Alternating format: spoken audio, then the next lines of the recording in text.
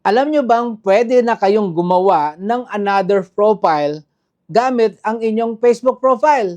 Abot ulo ka ngayon, sakit sa ulo. Ano daw? Ano daw yun? Ano yun? Parang election lang, gulo-gulo. Guys, panoorin nyo po ito hanggang huli dahil napakaganda po kasi yung katanungan ng ating viewers na nanghihinayang nga po siya sa kanyang Facebook profile na kung saan ay parehas daw pong monetize. Alam nyo po ba na yan po ay pinagbabawal ni Facebook? Para magkaintindihan po tayo, yung pag sinabi po kasing Facebook profile, yan po yung pinaka-main Facebook natin. Yung ating page po, nakakonect po yan sa ating Facebook profile. Okay? So kay Facebook po, pwede po kayong magkaroon ng multiple pages na nakakonect sa inyong Facebook profile. Pero hindi kayo pwedeng gumawa ng maraming Facebook profile tapos isang documents lang ang inyong ipapasa. Kung ngayon po ay ginagawa nyo po yan, hindi pa lang po kayo na-chechampuan ni Facebook. Dahil pwede po kayong maban, pwede po kayong ma-demonetize, at totally nga po maban dito kay Facebook gamit ang inyong document. So, patay kang bata ka. Kaya kung ako po sa inyo, ito pong aking ituturo, ay for sure, marami po ang magtatanong, pwede po bang ma-monetize yung gagawin nating profile galing sa ating Facebook profile? Hindi po. Dahil yung ating pong mismong pinaka-main na Facebook profile, yun lang po ang pwedeng ma-monetize. So, kaya po nag-suggest si Facebook na pwede kang gumawa na create another profile is para po yan sa inyong private. Ibig sabihin, kung gusto nyo po ng privado na yun lang po sa mga friends nyo, for family lang po, yun po pwede nyong gamitin yon. Pero nakakonect po yan sa inyong pinaka-main. So, ibig sabihin, inuulit ko po, na ang mamomonetize lang po yung inyong pinaka-main. So, ito po yung ibig kong sabihin. So, ang Facebook profile ko guys is Nutnut Junior. So, yung aking page is Nutnut Palaboy na nakakonect nga po dito sa Nutnut Junior. Sundan nyo lamang po ito, i-click nyo po yan, yung inyong profile, then may makita po kayong tatlong dot. Ito pong tatlong dot dito, no? Click nyo po yan. Tapos, may makita po kayong create another profile. Tapos, gagawa po kayo ng pangalan. Halimbawa, ang pogi ko. Tingnan natin kung tatanggapin ni Facebook, wala nang kukontra. Ayan. O, di ba? So, ngayon, pagka-click nyo po yan ng continue, so ito po yung sinasabi ko po sa inyo na accessing your profiles, all of your profiles are under one Facebook account. Your main profile is the first profile created on Facebook. Yan.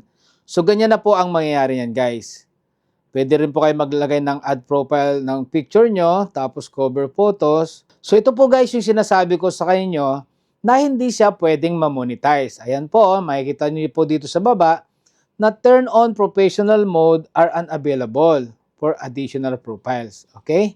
So switch mo dun sa main profile mo, yun lang po ang pwede pong ma-monetize dito kay Facebook. Ang tanong, paano Lods kung nagsawa na ako? Dahil ako po yung tipo ng tao na madaling magsawa sa mga bagay-bagay.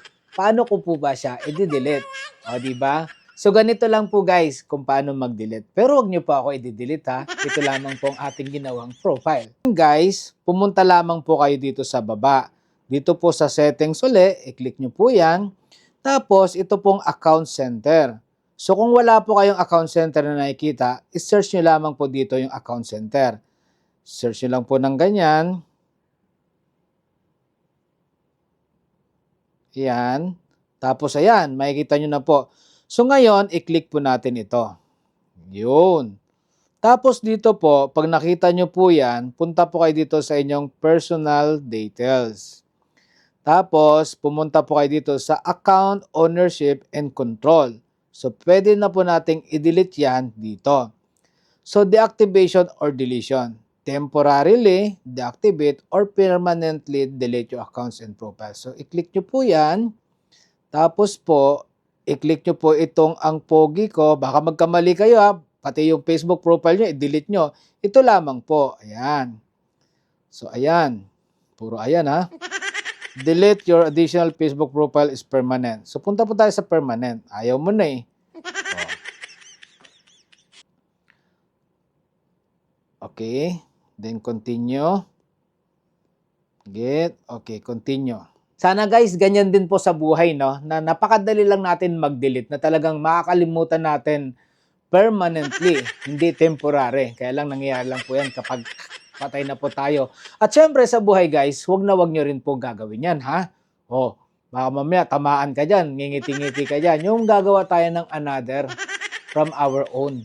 Alam mo yon, yung para may reserba ka, na just in case na mag-away kayo nitong si original, meron kang pupuntahan. Nako, so wag niyo pong gagawin yon dahil po, hindi lang po restriction or violation po ang mangyayari sa inyo dyan. Dahil unang-una, yung iyong mga viewers, yung iyong mga kapitbahay, yan po yung makakita sa inyo. So, pwede po kayo mapabarangay. So, bumalik po kayo dito guys and don't forget to share this information dahil makakatulong po yan, especially po sa ating mga baguhan na gusto po nilang magkaroon ng private life aside from na gusto nilang kumita sa kanilang main profile. Thank you so much. Bye!